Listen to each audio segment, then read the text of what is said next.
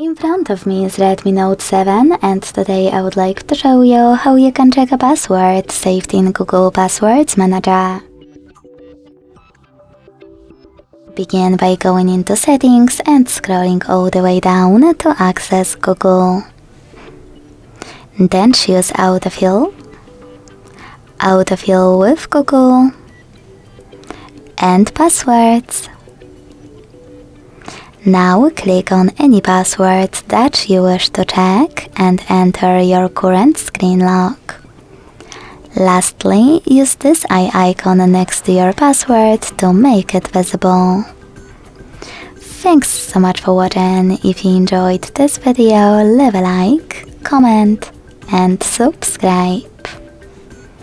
Bye!